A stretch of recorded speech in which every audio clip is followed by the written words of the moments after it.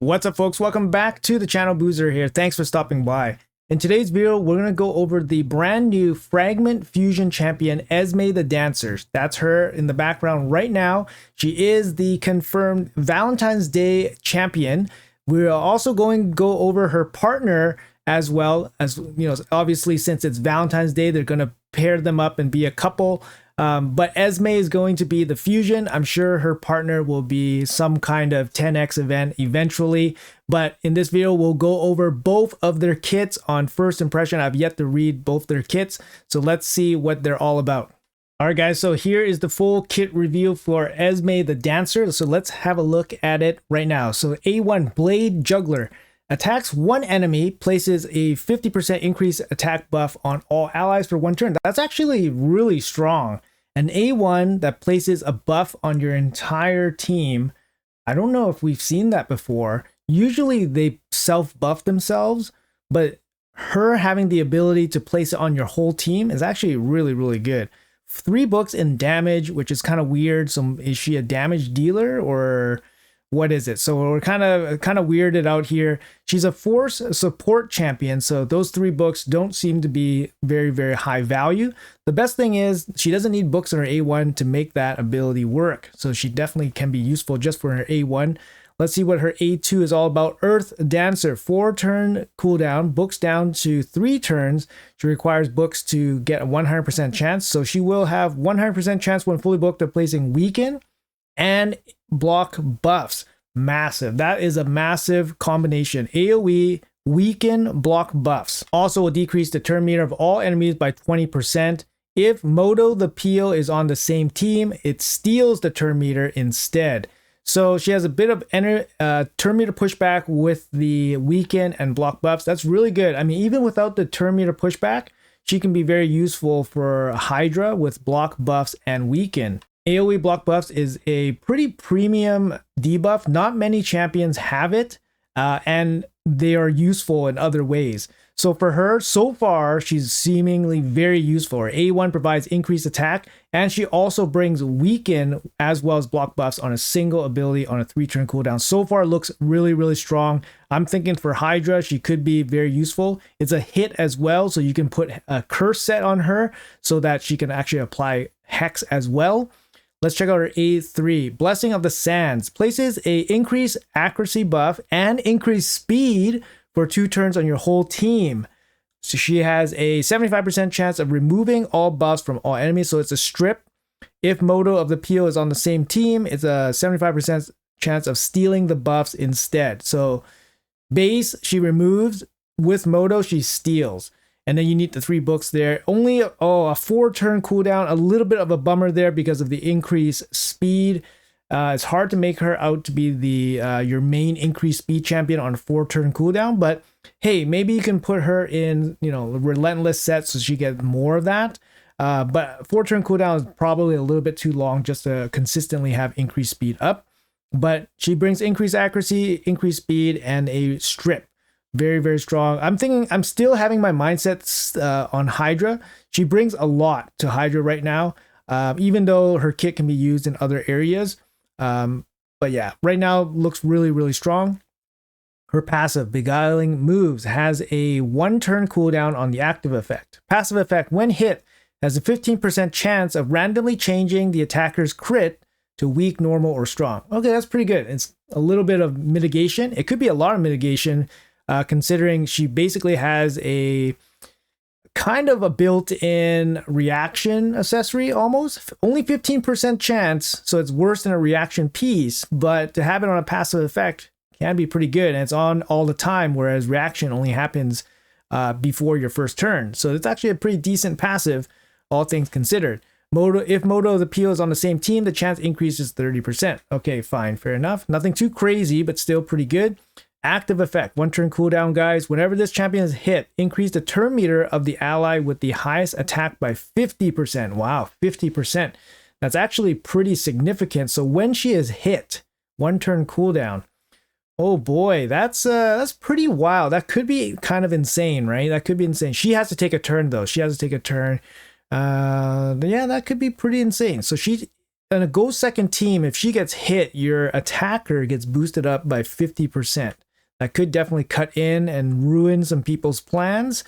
Has an aura in all battles, speed in all battles. Very, very nice. We don't know the base stats yet, but to me, she looks purely like a support champion. Unfortunately, her books in the A1 are totally useless in terms of damage. Maybe she hits, maybe she doesn't, but most likely she doesn't. She brings an AoE hit, so you can use her with the curse set for Hydra. And she does have buffs and debuffs that make her pretty relevant. So you could even put her in a 9-piece protection set, and you're going to get 3 buffs out of her: increased accuracy, increased speed, and increased attack. So, I mean, you know, she might see some use, to be honest. She looks pretty good. In my first opinion, she looks pretty good. And speed in all battles, of course. For a Fragment fusion, I think this is pretty much slam dunk. But doesn't seem like she has too much insane upside. But her active effect is very nice. The 50% TM boost on the highest attack champion could actually boost up your overall team damage quite a bit. For example, in the boss fight. Passive effect, I mean, it's fine. It just keeps her alive. It's on all the time, so it's pretty good. I would say this is a pretty good champion. Above average, definitely useful for most accounts, I would say. Let's see what the playtesting brings. But let's jump into her partner, and we'll have a look at him as well.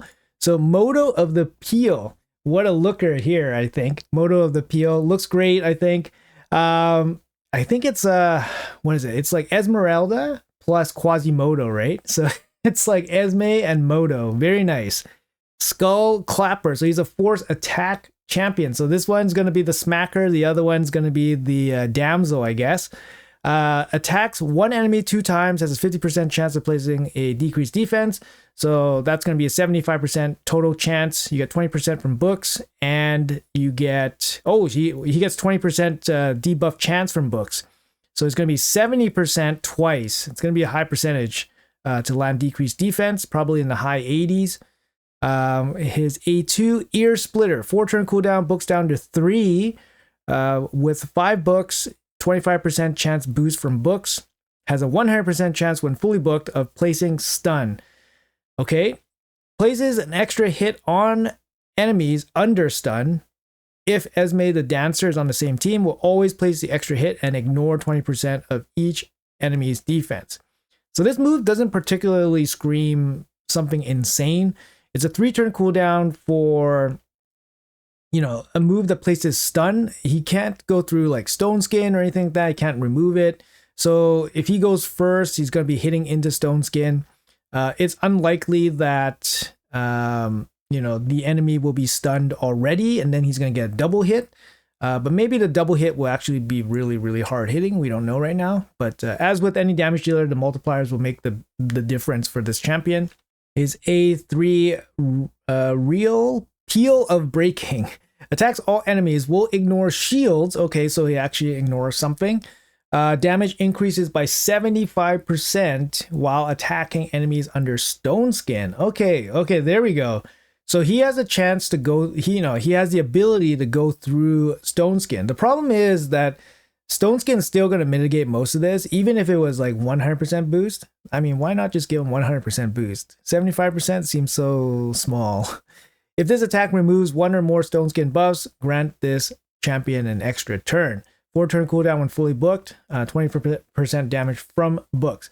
So I guess if you go first, he's going to use this A3 ability, have a chance to take off Stone Skin. If he does, then he gets an extra turn. Then you come in with the Ear Splitter, and then you stun them after Stone Skin is gone, and then you get a double hit.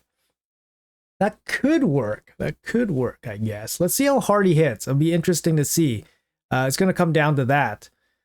His passive here, Beloved Companion. Whenever this champion kills an enemy, places a stun debuff on the enemy with the highest turn meter for 2 turns. That's a long time to be fully stunned. Occurs once per skill. If Esme the Dancer is on the same team, the champion's skills will remove 50% of each enemy's resistance.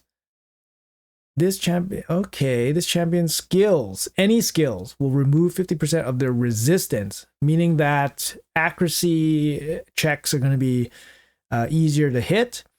Also, if Esme the Dancer is on the same team, place an intercept stack on this champion at the start of the turn. Oh, nice. That is nice. That basically gives him a like a 4-piece pinpoint set, which is really good. I don't know if you would put it on this guy though, because he's a damage dealer. But the fact that he has it on a passive means that you don't even have to consider it. And I guess, yeah, placing the decreased defense and the stun. Yeah, I mean, placing the stun, right? You need the intercept stack just in case to avoid sheep. So that's a really nice bonus here to have Esme. Ally attack in all battles by 30%, so he's usable in most areas outside of the arena, I mean.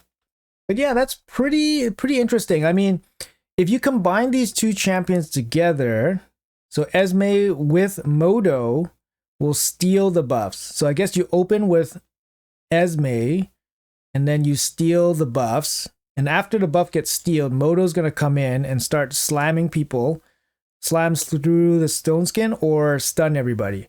And then if Esme's there, then he's going to ignore 20% of the enemy's defense on this A2. It could be a pretty decent combo. I mean, it wouldn't be too terrible. She also brings plus attack for him as well. Unfortunately, he doesn't buff himself, which kind of sucks. But also, unfortunately, that she has to attack with the A1 before getting the plus attack on him. But you definitely want to use the strip here, strip or steal from Esme first before your damage dealer goes. So it's an interesting combination. Honestly, they're not going to be like an insane combination, but they look interesting enough to be usable for sure. And Esme as a fragment fusion, I think, is definitely serviceable, maybe even very good, depending on what you need. For the AoE block buffs alone, she could be very good just for areas like Hydra. And also she brings weaken. There's not too many good champions out there that bring more to the table than, that have weaken. There's not too many that bring AoE weaken that also bring other things as well. She brings increased accuracy, increased speed, the AoE block buffs, which again is a little bit more rare, but it seems like Plarium's starting to add more and more block buff champions into the pool so that it makes it easier for people. You know what else they need to do? They need to add ways to deal with the Head of Torment, because right now it's just Veil. There's not enough Veil champions or Shamail. Like they just need to do something about that head too. Like they just kind of forgot about it. But I mean, block buffs, that's going to be, it seems like they're adding more and more of those champions like for fusions, which is fine. It's good thing, of course. But yeah, on first look, Esme the Dancer looks pretty decent, and even Modo looks kind of okay, depending on his multipliers, right? If he freaking smacks and he's able to remove some stone skin from some champions, like a lot of nukers nowadays have stone skin. So if he can smack through the stone skin on a nuker, then he has the potential to, maybe do a lot more damage, right? You get an extra turn here. So you never know. Could be decent. But anyways, guys, that's going to be it for this kind of quick little preview. Like I said, it's going to be Monday the 10th. Fragment fusion for Esme the Dancer. It's going to be the Valentine's Day fusion. She looks pretty good. Going to check her out in the playtest, of course. So stay tuned for all that. Let me know in the comments below what you guys think about these two champions. Are you guys planning to go for the Fragment fusion? Or do you guys care about the Modo, the partner, or anything like that? But yeah, let me know in the comments below. Appreciate your time as always. Thanks for watching, and I'll see you guys in the next video.